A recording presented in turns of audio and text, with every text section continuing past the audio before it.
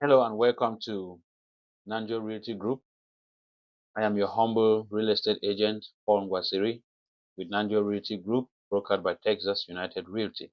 I am dedicated to bringing you relevant information that you need in order to go through successfully in your home ownership process.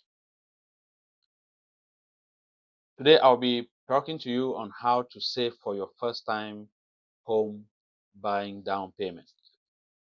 Um, Saving for your home down payment is one of the biggest financial goals for any first time home buyer. And this guide will help you to understand how much to save and strategies for achieving your goals and tips to accelerate your savings. The first thing I encourage you to do is to determine how much you need to save. Typically, down payments range from 3 to 5% of the home amount. So let's say you're planning to buy a home that costs $300,000.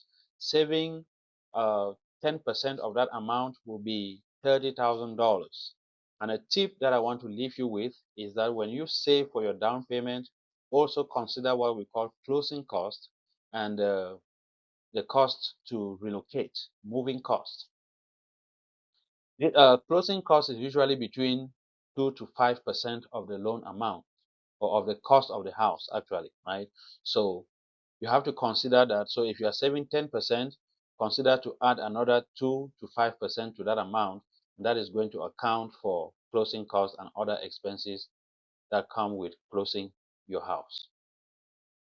The next thing I encourage you to do is to create a savings plan. So set a realistic savings timeline. You can give yourself between 2 to 5 years, and you break down if your goal was the 30,000 we talked about before. You break that down into monthly payments and make a determination to make that amount every month into a savings account.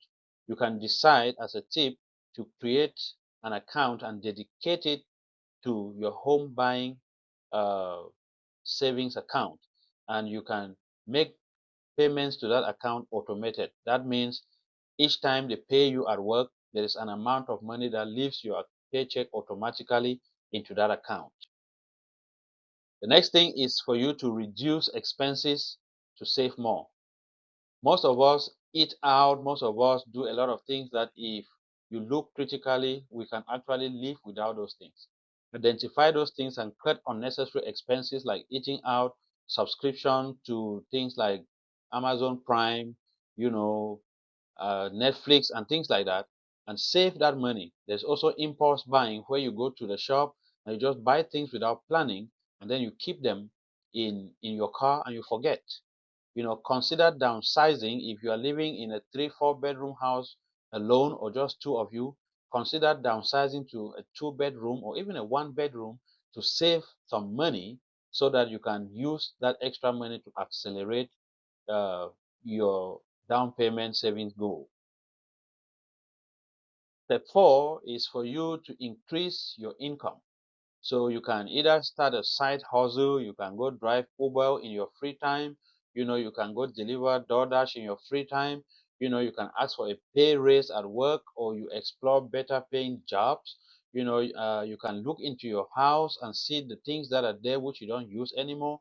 You can sell them and use that money to start some kind of small business that can yield some extra cash to you. The next step is for you to explore down payment assistance programs that are available in your city, in your state. So look for first-time homebuyer programs in your area. There are government-backed loans like FHA, VA, USDA, which require, a small amount of down payment. Explore those options before you consider conventional loans. Some local grants and employer assistance housing programs can also help you.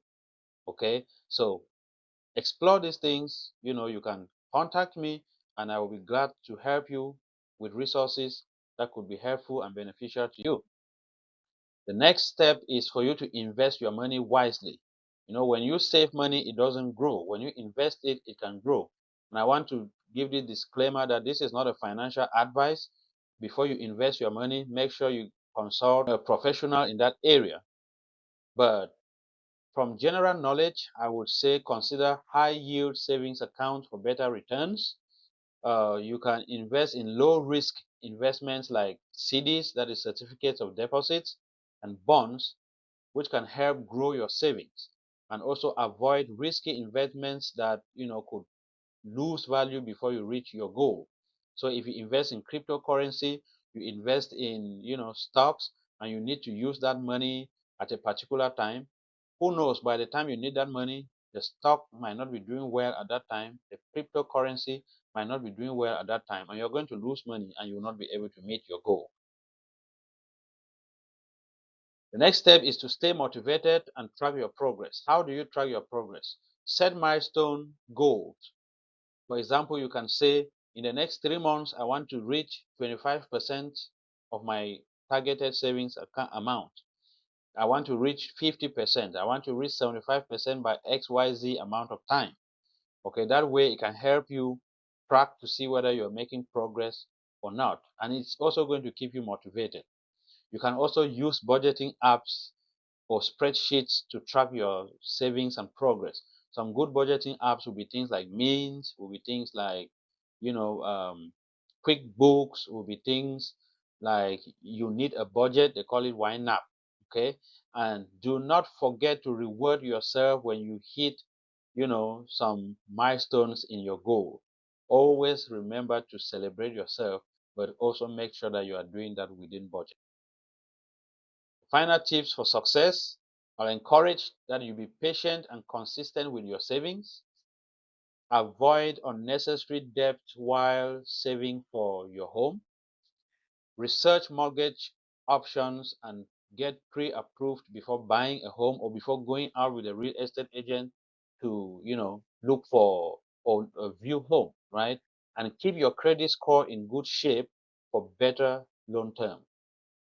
In conclusion, savings for a home takes time and discipline, right? But it is achievable if you have a solid plan laid down. So today, I want to encourage you to take action. Start by setting your saving goals and creating a budget. Okay? Explore assistance programs and optimize your income, accelerate saving, and stay motivated. And remember to celebrate little wins along the way. Until I come back your way next time, like this video, share, subscribe, and keep a comment here. Until we meet again, I remain your humble agent, Paul Waziri.